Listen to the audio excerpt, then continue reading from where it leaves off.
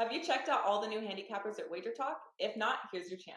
You can take 50% off your first daily or 3-day all-access purchase at WagerTalk using coupon code TRYWT. Our new roster of experts is 30 deep, covering sports from all around the world, giving you tons of options to choose from. All you have to do to redeem this offer is go to WagerTalk.com, choose a handicapper of your choice, and use coupon code TRYWT at checkout, saving 50% on your first purchase.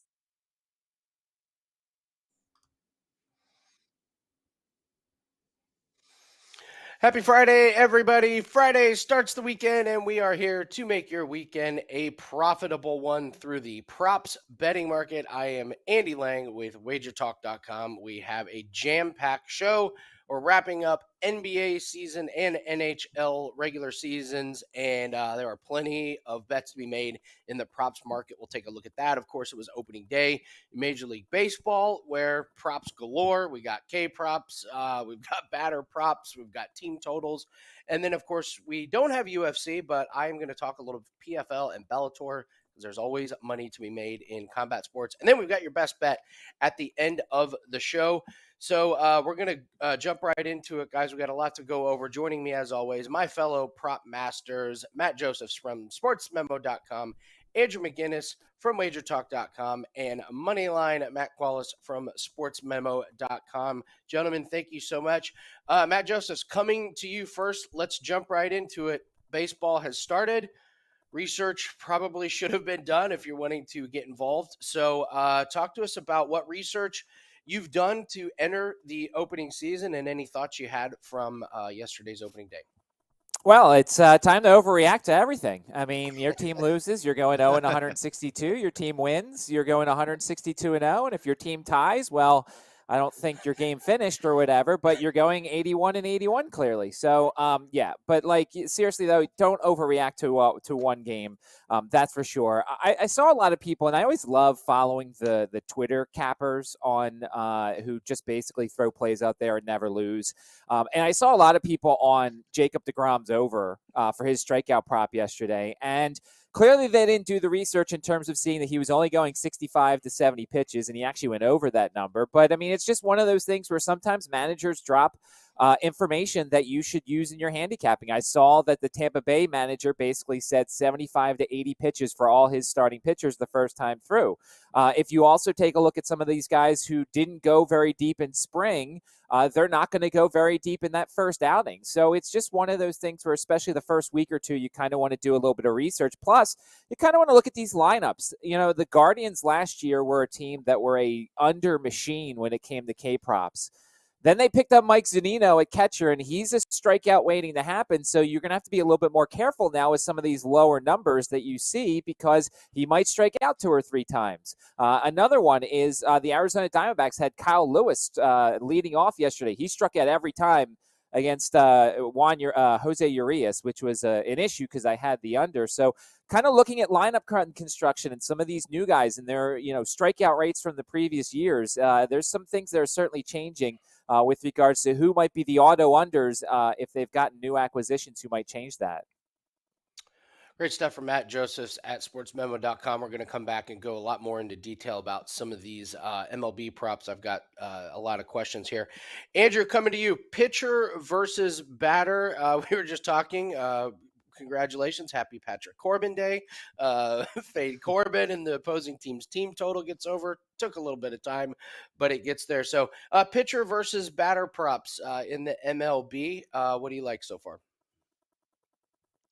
Yeah, I'm continuing to learn a lot in this market in general with the MLB props, and I'll get more into all the different options, things I'll be looking at later in the show. But, as I discuss all the time, and I hear from Matt Josephs as well, there's so many different options to look at in the betting markets, but looking at specific batters versus certain pitchers and their history of each other is really good to look at. I'll never forget seeing these tweets from Matt about G-Man Choi versus Garrett Cole. It was like clockwork. No matter how bad he was performing against every other pitcher, he was just cashing tickets on his hits or total bases, whatever it might have been, against Garrett Cole. And I think that it's important for people to look at some of these numbers, and all kinds of websites offer it, guys, where sometimes you have, certain teams have certain teams' numbers. Well, in the baseball's world case, it will be certain batters have certain pitchers' numbers. And you can find that all the time. And from an odds perspective, my goal this year is to really make sure I'm not laying too much juice. I'm taking care of my bankroll. And a good example today, a guy that everyone has pretty much forgotten about. They're writing him off, apparently. Muncy, Max Muncy. Everyone's talking about how they think he's struggling and he's kind of he's done here. You can get him to get a over 0.5 bases at minus 135. And he has a great history against Merrill Kelly, 29 plate appearances, 4.83 on base percentage, batting average 4.23. He's gotten it done. He's had 7 base hits. I mean, this is a guy that's hit a home run against Merrill Kelly, and you're getting a great price. The Dodgers today are minus 190. And in order to avoid laying chalk like that, you can look at props like this with a guy at minus 130, 135 just to get on base one time. And that's all due to the batter versus pitcher data you can get at most websites. And that's how I'll be looking to take advantage of the prop betting market. Great way to save yourself some juice instead of laying those big money lines. Just look towards more of the more specific player props. Great stuff from Adrian McGinnis, WagerTalk.com. I want to go over some multi-sport parlays in the prop market. And I've been having a lot of success with this. And this kind of goes against what a lot of people would say. Oh, parlays, Vegas was built on parlays. I think a lot of times it's not that people are playing parlays, it's what people are playing in their parlays. So let me take a look. I'll just build one here for everybody right now, and I'll show you how you can use some of these alternate totals and spreads to build a parlay. There's a fight this weekend, Aaron Jeffrey versus John Saltor. That's in Bellator. Aaron Jeffrey should win. This should be a walkover for him, but he's minus 380, so you don't want to lay minus 380. So let's get creative, and I follow NBA and I follow NHL, so I'll take a look at the NBA tonight. I look at the Thunder and my Pacers. My Pacers are tanking. They've lost 6 out of 7. They lost 4 straight, all by 13 or more. But I can take the Thunder, who have covered 9.5 points. You can get this at an alt line at 9.5 points. They've covered this number in 18 out of 21 games, and the games they didn't cover this were to playoff teams. So I can grab the Thunder at an alt line at plus 9.5. Now that line is minus 550, but if I put it with this fight, now I get it down to minus 204. Then we're going to go to NHL here, Andrew. I can look at the team totals, and I can take the Rangers to score over 1.5 goals tonight against the Buffalo Sabres. Buffalo has allowed opponents to score 2 or more goals in 15 out of 16 games. The Rangers only scored 1 goal on Thursday. That was against the New Jersey Devils. Great team. Before that, they had scored 2 or more goals in 16 straight games. So if I parlay Aaron Jeffrey over John Salter, and then I take these alternate totals and spreads like the Thunder plus 9.5 and the Rangers to score over 1.5 goals, now I get this play down to minus 150. Now it's a manageable number that I can actually get a little bit of action down on. And so I pulled up how well I've done on parlays this year. And to show that this works, I am 99 and 55 for plus 62 units in parlays in 2023. It's not about playing the most obvious games. I'm not parlaying money lines in the NBA or money lines in college basketball. You're taking some of these alt totals and alt spreads that are really, really kind of out there. There's so much value in them, and all you have to do is dig in just for a little bit, and you're going to find some really, really good bets to take a high price play and knock it down. So for this one, you can get minus 150 just by doing a multi-sport parlay. Moneyline Matt, coming to you. NBA season, regular season's coming to an end, but we got playoffs around the corner. And you want to talk about centers and using center props based on their matchups. What do you have for us in the NBA today? Yeah, Andy, all season long, and honestly, since I've been betting, one of my favorite targets throughout the NBA has been the center position.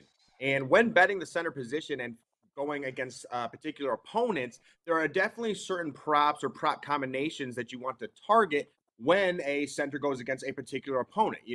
For one, the 5 worst teams in terms of points given up to the center position throughout the NBA are the Portland Trailblazers, San Antonio Spurs, Charlotte Hornets, Indiana Pacers, and the Brooklyn Nets. And what do all of these teams have in common? For one, they're pace-up matchups. A lot of these teams like to get up and down the court a little bit faster. And then you take a look at these teams, like the Portland Trailblazers. They have Drew Eubanks. He's a very skinny center. He's someone that you can easily body. You can get him. You can back him up to the basket. As well as the Indiana Pacers. Miles Turner, he is solid down low, but he's another player. He doesn't want to get in foul trouble. He's more concerned with the offensive end. The Brooklyn Nets, Nicholas Claxton. And I bring these teams up because when I target centers against these teams, it is generally points and rebounds or the combination of the two, and I leave out assists. And I leave out assists for that pure reason because when you're backing down someone like Drew Eubanks, you might get too offensive. It might be too easy to get to the basket. You want to go against a bigger bodied center like a Nikola Jokic, a Joel Embiid, a Steven Adams, or Jonas Valanciunas. Guys that can stop you from backing those people down. And what that does is it forces you to look to the corners or look to the three-point line or cutters for outlets. So in turn, the teams that I actually like to look to when betting maybe points plus assists or the triple doubles are actually teams like the Los Angeles Clippers, the Minnesota Timberwolves, the Lakers, the Grizzlies, and once again, the Blazers. They're just bad at everything. But these are the top 5 worst teams in terms of assists given up per game. And when you take a look at these teams, what do all these teams have in common? The Clippers have Ivica Zubac and Mason Plumlee, 2 big body centers. Minnesota Timberwolves, Rudy Gobert, LA Lakers, Anthony Davis, Memphis Grizzlies, Steven Adams. And like I said, Portland's just bad at everything.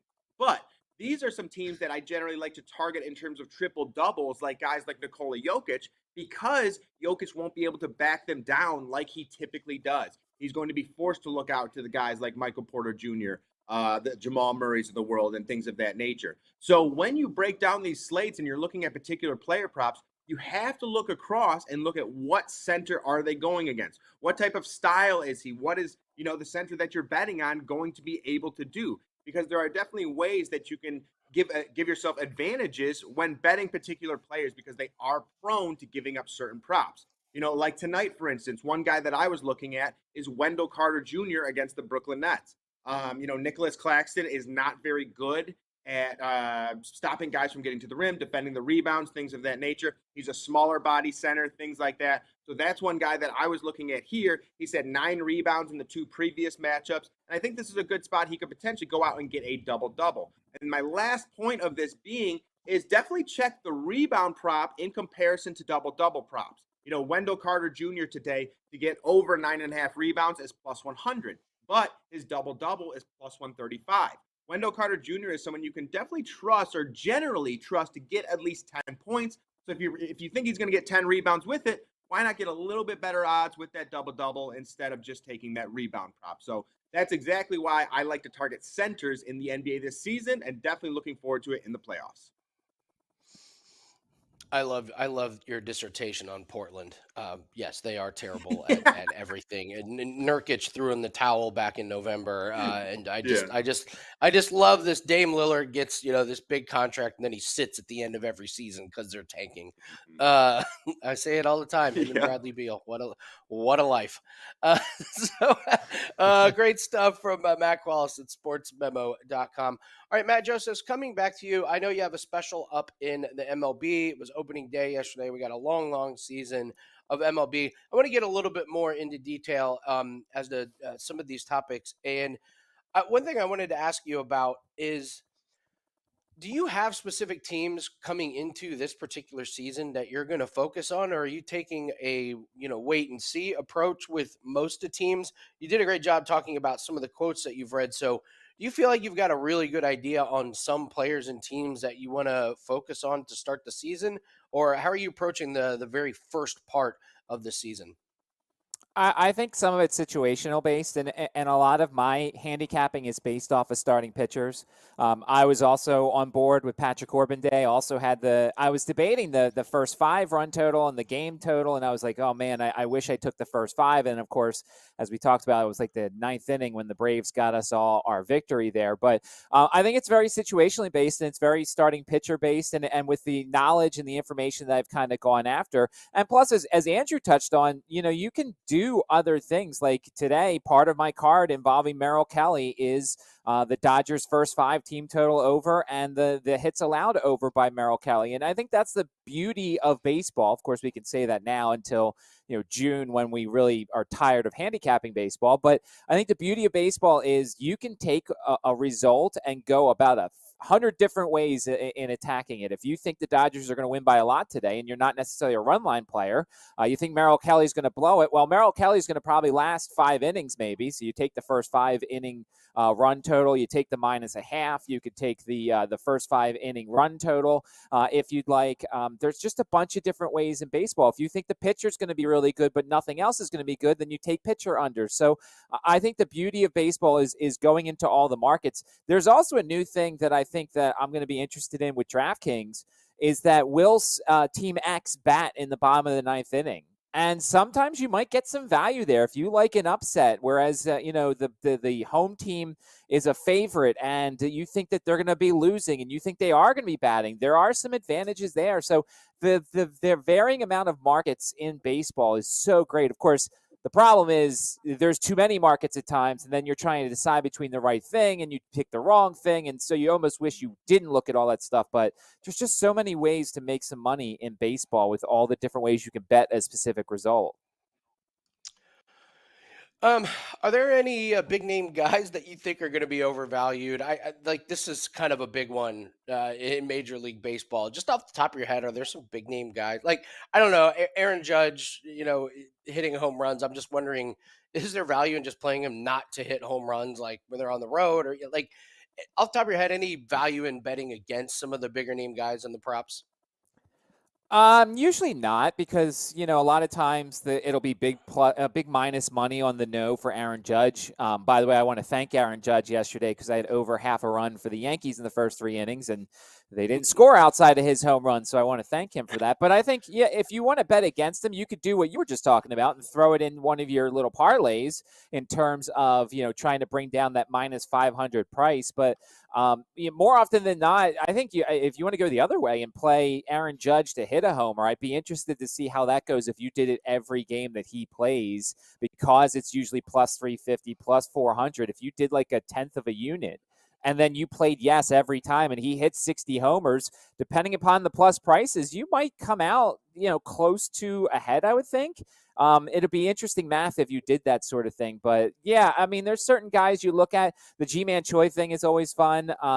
Garrett Cole looked great. Maybe he got the sticky stuff after one start. We'll see if that continues on or if it was just a Giants thing. But it's trying not to overreact to these early first couple weeks because teams are trying to still figure some things out too. Like that little backhanded compliment there. You can stick it one of your little parlays. I didn't say it like that. I'm just not a parlay guy. I think parlays are ridiculous. The amount of wasted parlay tokens I get from BetMGM is just amazing. Didn't you hear Andy's numbers? Didn't you hear what his numbers are? I'm kidding. I'm just kidding, Matt. If you parlay this -5,000 and you take another -1,000, you could bring it down to -500. Now you're talking my language. There we go. Which games? I'm logging in. Which games you talking about? Let's fire away on it. Matt, what? Tell us your the promo that you have going at Sports Memo right now. It's a good one. Yes, and it's they actually extended it to Monday, so it's 30 days for $99. The first 30 days, and basically you'll get a lot of this stuff. Finished last year 27-10, went 3-2 yesterday, up a couple of units, so that was a good start to the season. And if you want to just give it a try, see all the different markets that I'm involved in. First 30 days for $99 on SportsMemo.com. Great stuff, Andrew. Coming to you. I'd like to get your take on this too. Approaches to props for the start of MLB season. You cashed yesterday, and obviously you feel very confident in putting in bets just to start off the season. So what do you see to start off MLB season, and how are you approaching it? Yeah, I'm confident, Andy, but it doesn't mean I'll be, firing away by any means. I won't be spraying the board by any means, but just kind of picking a spot here or there. And I won't take too much time because kind of, Matt said a lot of stuff that I agree with and we're on the same page there. But, setting the stage, how many people out there that bet baseball a lot, or maybe don't bet baseball too often, are watching a game and you're just seeing your team constantly get runners on, but they cannot bring them home, right? You're sitting on your couch, you're enjoying a nice day, you're cheering on your team. They get a guy to first. Okay, next guy comes up, move that guy along, and then all of a sudden the pitcher goes to town and gets 3 straight strikeouts or 3 outs in a row. Why am I saying this? Well, there's just so many different ways to bet on the game of baseball these days. Like Matt said, one of the ones I like is hits allowed, right? Why take a team total on a team when you can take the opponent's pitcher over on hits allowed? You know, I like that one even better than team totals a lot of time because, well, you can just hope that he'll have a bad day in general, and you don't have to continuously count on those runners to be brought in and stuff like that. Same thing for strikeout props. You look at the strikeout props, some guys, they'll put a number and maybe they'll put it lower than you might have thought it would be, but it'll be incredibly juiced, like just high prices, 150, whatever it might be. Well, you can look at just the outs prop, right? So you might be watching a guy that you have a strikeout prop on, and he's having the best day ever. He's going crazy. You know, he's in the game and it's the 7th or 8th inning, but he doesn't have that many strikeouts. Well, you can look at the out prop, and that's also an option. So there's just so many different avenues to look at. I'll be looking at total base props quite a bit. You won't really catch me with the home run market. That's kind of just more of a fun thing for me, like looking at things like that. But individual player props for me, overall pitcher stuff with the outs and things like that and the hits allowed. I just think that, you know, I'm putting a huge emphasis this year on protecting my bankroll. You hear about so many people that are high volume baseball bettors that are hitting like 50% and they've destroyed their bankrolls because they've just, you know, laying so much chalk. Even if you're hitting like 53, 54%, but you're laying major chalk on all your plays, you're not doing too well. So, you know, when you look at all these high prices, right, all the time, and you want to get some action in on a team that's a minus 200 favorite, you probably think they're going to put up 4, 5, or 6 runs. If that's the case, I do recommend looking at the prop betting market to save yourself some chalk, save the juice, and still cash some tickets. Andrew, real quick, we were introduced to on Twitter last night to the most successful MLB handicapper of all time. Yeah. Can you please tell what the record of this handicapper was? Because I am all in on this person's picks. Do tell who we met on Twitter last night. I honestly don't even like retweeting this stuff because I think it just like gives a bad reputation. I can't remember exactly what it was, but it was something like 103-0. It was 103-0. Someone was like, I went 103-0 last season. So, yeah, I mean, we don't even want to give people like this the time of day, but just be careful, guys, when you see people on Twitter that after 3 days, they're going to tell you how great their records are and stuff. It's just, but honestly, I don't even feel bad for anybody that falls for that stuff, Andy, because I think it's like just as bad of a look on the person that falls for it as it is the person that puts out that stat. But I'll tell you what, I mean, people say, how are you selling picks if you're so good at gambling? How is that person selling picks if they're 103-0? They should have bought an island by now. But anyway, it's I'm looking forward to baseball season, guys, and there's just so many different ways to bet on this sport, and I can't wait. It was really, really funny. So I just thoroughly enjoyed meeting the best. I was like being inspired by the best and the best. Not one loss. And they were like, here's my record. And they were all like money lines at like minus 120. It was like, wow, you are so good. Not one, didn't run into one piece of bad luck. Very impressive. Like nailed them all. Matt, I'm going to come to you real quick, and then I'll finish up with a PFL and Bellator, and then we will get to our best bet for the show for the weekend. So let's just finish up talking a little bit about NBA and how we're going to get ready for the playoffs and what we do down the stretch. We've got teams that are tanking. We've got teams fighting, for the spot. So what do you look for kind of as we're winding down here in the regular season? Yeah, if you take a look at today's slate, you'll notice there are a lot of big spreads, a lot of games that have blowout risk attached to it. So one thing that I like to do every single morning when I wake up, or a lot of the time I'll actually check the lines at night to see if there's any value. I'll grab them around like midnight, 1 a.m. is I'll try and look for the games that have two teams that are both fighting for playoff positioning or essentially don't want to get pushed back, things like that. And on this slate, we have the Lakers and the T-Wolves, which is -1, the Hawks and the Nets, which is -1, the Magic and the Wizards, and the Thunder and the Pacers. And of those four games, the one that I personally would be targeting, or the two that I would target, would be the Lakers and the Wolves and the Hawks and the Nets, because both of those teams are currently in the playoffs or in the play-in tournament. They're continuing to fight for playoff positioning. And then although you take a look at the Magic and the Wizards, both of those teams are not really in the playoff picture. That is a +1 spread currently for the Wizards. And I did misspoke earlier. Wendell Carter Jr. is facing the Wizards, not the Nets today. So still a great matchup. Porzingis is the same exact style. Daniel Gafford might be out. But anyways, with those two teams, you don't 100% know what minutes you're going to get. If one team goes up 10 or something like that, does the coach just decide to pull the plug because they're not really fighting for anything or things like that? Thunder and Pacers, somewhat a similar story. The Thunder are still fighting for playoff positioning. Pacers, not so much. So for me, definitely taking a look at the Lakers and the Wolves and the Hawks and the Nets. And with these games, I really go with a simple theory. I try and pick the team that I think needs it more. And in this spot, the game that kind of stands out to me is going to be the Atlanta Hawks and the Brooklyn Nets. The Brooklyn Nets are fairly secured in 5th place right now. They are 1.5 games ahead of the Miami Heat and a couple games behind the New York Knicks, who are in front of them at 5th place. As for the Atlanta Hawks, they are neck and neck with the Toronto Raptors. The Hawks are in 8th. The Raptors are tied with them in 9th. So in my eyes and my personal belief here is that the Atlanta Hawks need this game more, so they're going to bring their A game. And I like to go with the more desperate team a lot of the time. Trae Young is coming off of a bad game. On top of that, they beat the Cleveland Cavaliers by 2 points.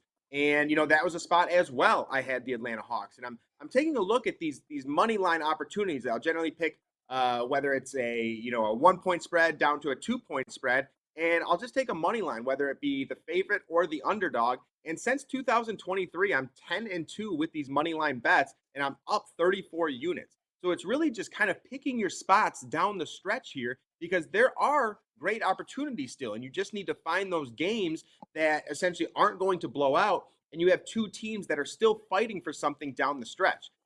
These last couple days are actually some of the best spots when you find the right games, because you're going to get the full minutes with these guys. You're going to get full effort. It's kind of similar to the playoffs, because these teams have to continue playing all their starters, full minutes, rotation, stuff like that going into the playoffs. So once again, I recommend highly that you target specific games every single morning, maybe highlight them, check out the injury news, stuff like that. Even last night, there was a great opportunity because the Denver Nuggets, you kind of knew they weren't going to essentially run their starters. Jokic was questionable for about 10 hours, 15 hours before the game. And there was a good opportunity he wasn't going to play because the Nuggets already have that position essentially secured. So Jokic doesn't play. The Pelicans go and win outright. So again, there are opportunities here as well, because the Pelicans are still fighting for something while the Nuggets are not. So just want to recommend that going down the stretch, just do your research a little bit more. Find those teams who are still fighting for playoff seeding and bet on them all the way to the playoffs. Yeah, Matt, how when Jokic was ruled out, I have no idea how I did not run to the window and bet on Valanciunas over his rebounds plus assists.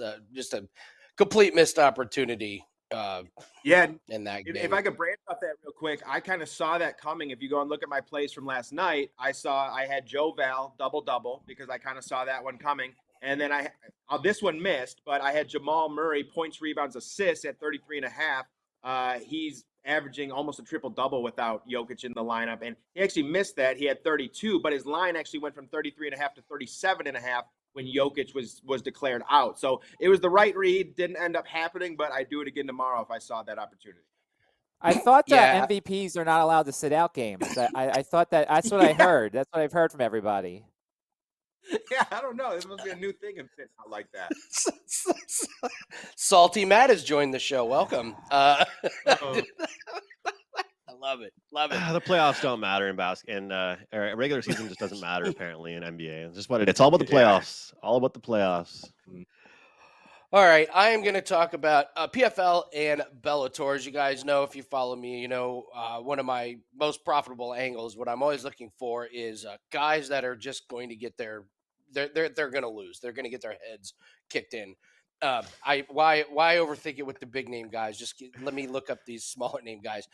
PFL and Bellator is just perfect for my style of betting because they are not shy about putting some really bad fighters up against some of their fighters that they want to showcase. So here's a little how do you find a really bad fighter that is getting ready to fight in the PFL or Bellator? Well, A, they don't have a lot of fights.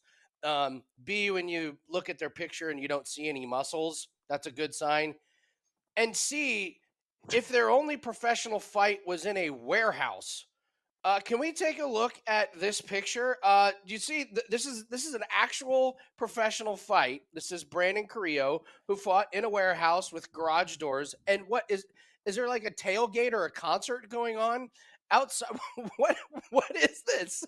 So, uh, Brandon Carrillo is a perfect example of a guy that I want to be fading, and he's fighting Bryce Meredith. He's going to get slaughtered. Bryce Meredith is this wrestling takedown and submission guy fighting a guy who has never fought outside of like a rent a warehouse with overhead fluorescent lighting or whatever there is. We got a good shot of the DJ over there on his card table dropping beats.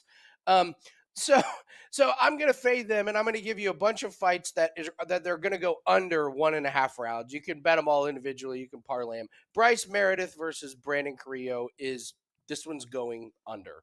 So I would take a look at under 1.5 rounds, and then Lucas Brennan versus Josh San Diego. This is going under 1.5 rounds.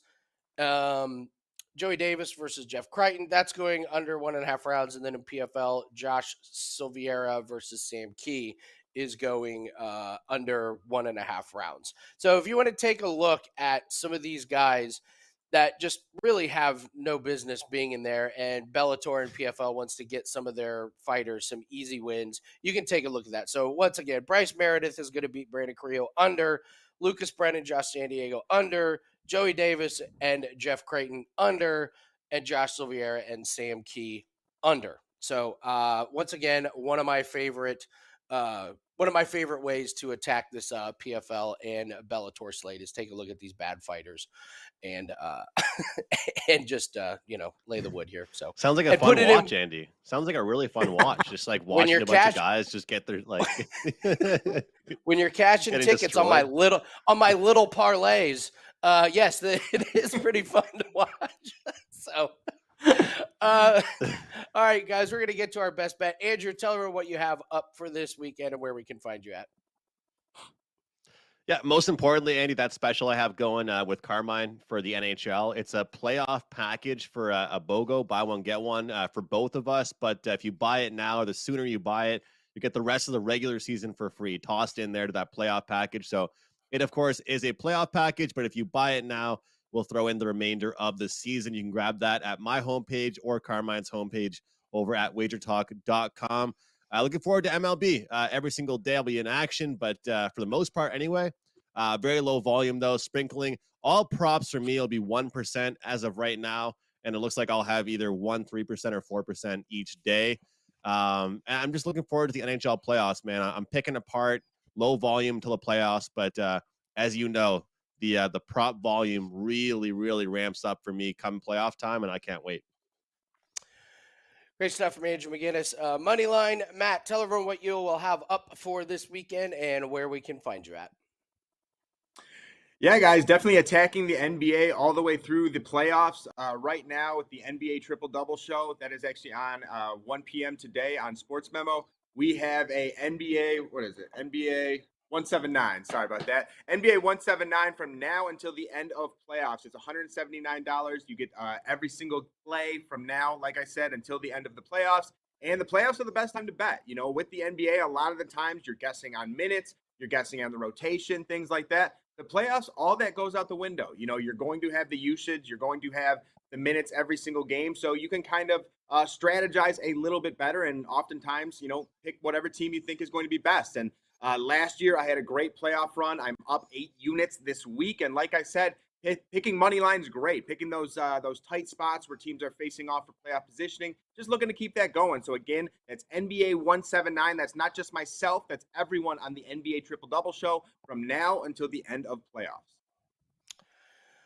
Great stuff for Moneyline Matt. I'm Andy Lang at WagerTalk.com. We got a 5% women's college basketball up tonight. Just couldn't help myself after cashing on Monday. We got a 5% soccer play that is going off on Saturday. So looking forward to a huge weekend with that and Formula One. And then, of course, next week for me is the Masters. So one of my favorite weeks of the year for that. All right, Matt Josephs, coming to you. You have our best bet. Tell everyone what you have. Give us your promo. And what are we going to be betting on for this weekend? Yeah, plenty of baseball, and of course, the Final Four is this weekend. And any sort of plays, we'll put them up on our page at Mid Major Matt on Sports Memo. And first 30 days at MLB, $99. That has been extended to Monday if you want to take advantage and jump in on all the sort of wacky bets that I take in Major League Baseball. All right, so yeah, the best bet for the show today is a college basketball player prop, because why the heck not? I'm looking forward to this weekend's games. By the way, apparently one person knows what's going to happen, because Ken Pomeroy, if you guys follow that website, he targets and he highlights the names of the teams that are still left. And right now, UConn's name is not highlighted, so maybe he knows something that UConn's going to lose on Saturday. So who knows? But I'm looking at the Florida Atlantic game, and San Diego State destroyed the three-point attacks of Creighton, of Furman, of Alabama. They really just they're one of the best three-point defenses in America, and I think they're going to do it once again here. One of the better players on Florida Atlantic is Elijah Martin. Well, I'm taking under 2.5 3-pointers for Elijah Martin. He's gone under this in 8 of his last 11, 23 of 33 games overall. You just look at the better names that you've seen. Brandon Miller only had 1. Baylor Shireman only had 1 for Creighton. A lot of the guys on Furman either had 1 or 2 at the most. I don't see Elijah Martin getting 3 3-pointers in this game, so take under 2.5 3-pointers for Florida Atlantic's Elijah Martin. I love the show. You'll never get a best bet like that on any other show. What a great call on that one. So Matt, thanks for doing the best bet for Prop It Up. Guys, thanks for joining us. We got a huge weekend, and with NHL and NBA playoffs and now Major League Baseball in full swing, no pun intended there. We got a lot of props, so join us every Friday. We'll get you ready for the weekend. UFC starts back up as well next weekend, so expect a ton of bets over the next few months for us. Thanks for joining us. We will see everybody next week again on Prop It Up. Have you checked out all the new handicappers at WagerTalk? If not, here's your chance. You can take 50% off your first daily or 3-day all-access purchase at WagerTalk using coupon code TRYWT. Our new roster of experts is 30 deep, covering sports from all around the world, giving you tons of options to choose from. All you have to do to redeem this offer is go to WagerTalk.com, choose a handicapper of your choice, and use coupon code TRYWT at checkout, saving 50% on your first purchase.